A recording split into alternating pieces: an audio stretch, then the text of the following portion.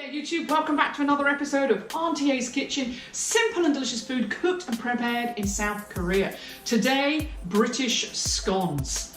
We've already done savoury scones on this channel. Today we're going to be doing my personal favourite combination of flavours, and that is walnut and cranberry. Now you could use any nut, you could use any dried fruit, you could use raisins, apricots, but cranberry and walnuts go very well together. And we're actually going to serve that at the end with cream and jam.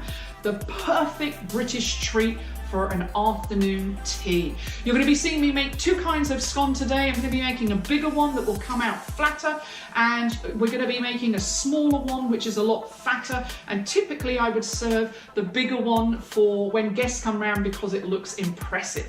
So let's look at the ingredients and get cooking.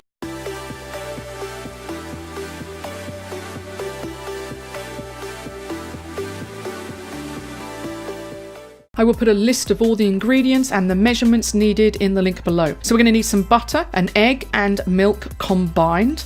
So when you see the measurements, it will be both together. Some flour, and you can see that I'm using this particular flour from Home Plus. Some sugar, pinch of salt, baking powder, cranberries and walnuts. And we will cut up our walnuts into smaller pieces before we use them. So let's get cooking. First things first, I've got my butter in the bowl and I've cut it up, I've diced it up into squares so it's easier. Put your flour into the bowl.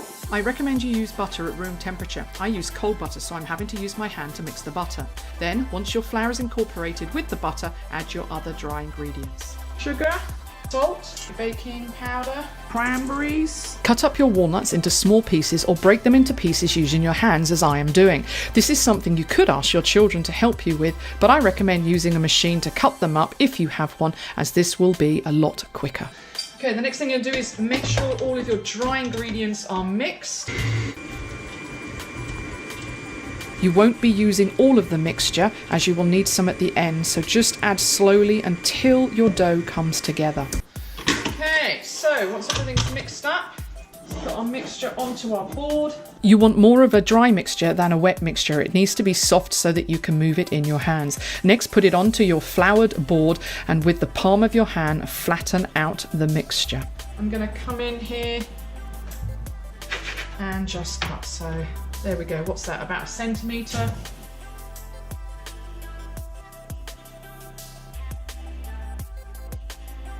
It's really simple. Last little one and just flatten that on.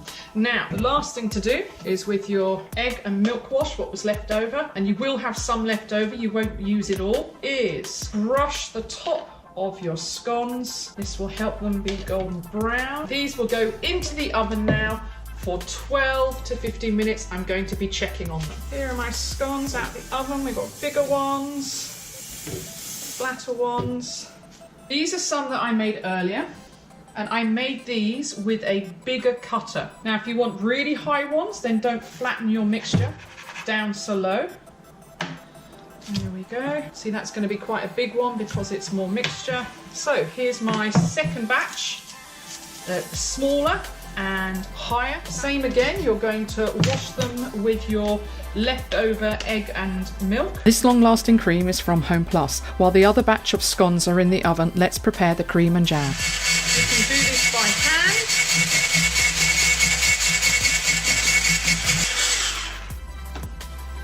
Wonderful. Okay, here we have our second batch. Let's get these loaded up. So if I take one of my scones here, let's just open that up. And inside, if I show you here, nice, and look at that steam coming off. It should be spongy inside, and you should have an assortment of cranberries and walnuts, as you can see here. Oh, delicious. Today I'm going to show you my favourite combination, and that is some jam. Gotta get some jam in there, just like that. Now, I have put less sugar in because I knew I was going to be doing this, but the first time you make them, just see if you like the sweetness, and you can always adjust the sugar afterwards. Now, I'm using a non-sweet cream, so with the jam it's not too much, and then inside you have the soft texture of the scone with the cranberries and then the crunch of the walnut. Absolutely delicious. Let's do another one. Oh no, jam first. So jam onto our scone. Now typically in England, we're known for our afternoon tea around 3 p.m.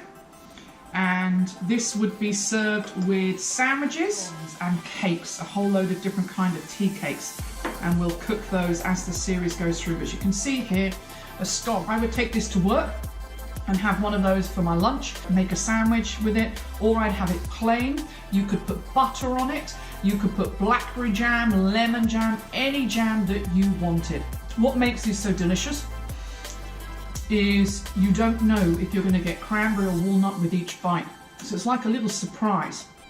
And I like it when you do get the cranberries, the chewiness and the sweetness and the jam and the cream. Oh my gosh. So thanks for joining me today. British scones, cranberry and walnut. Very quick to make, very easy. If you have the basic ingredients, flour, butter, sugar, cranberries. You could change the cranberries for raisins. You could change the walnuts as well. Have some fun and experiment. And on top the same, you can put any kind of jam that you want, cream, but I think they particularly go well with jam and cream. And here I'm using a Emart jam that I would have used with the roly-poly recipe.